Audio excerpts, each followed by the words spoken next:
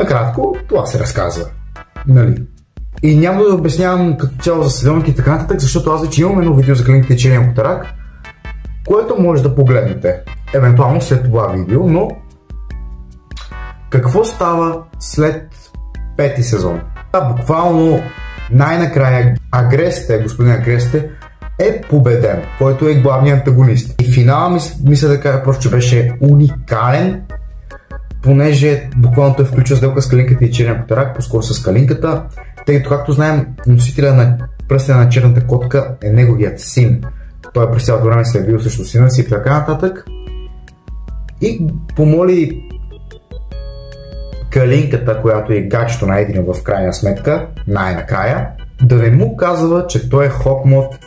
И буквално в момента това става в момента най-интересно, защото тя буквално не един път сме виждали в сезоните да е разбита, да не може да се концентрира, да е тъжна и така нататък.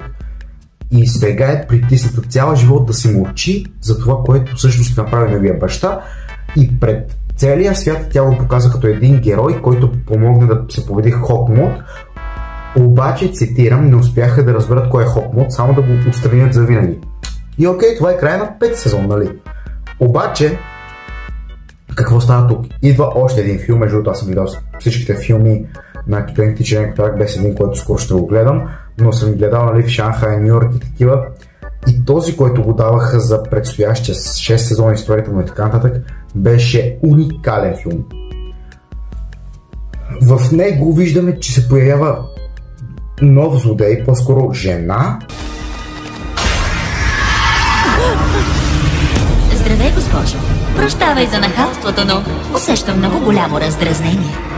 Хората те разочароват, нали? Не оправдават очакванията ти. Защо не може да са съвършени като дъщеря ми? Права си. Светът ще бъде съвършен, ако хората бяха по-добри версии на себе си. Като дъщеря ти, ще ти дам силата да направиш всички по-добри. Но разбира се, трябва да се съгласиш. Това ще е най-хубавото нещо в живота ми. Която не иска нито да разберат името й, нито нищо. Държи да е в пълна дискретност и тя вече е взела чудотворца на пеперудата и е още по-опасна от Гейбриел Агресте. Нали, макар че Гейбриел Агресте е епиксейшън, тук новият Хокмот, така да го наречем, е много по-опасен, защото нищо не се знае за него.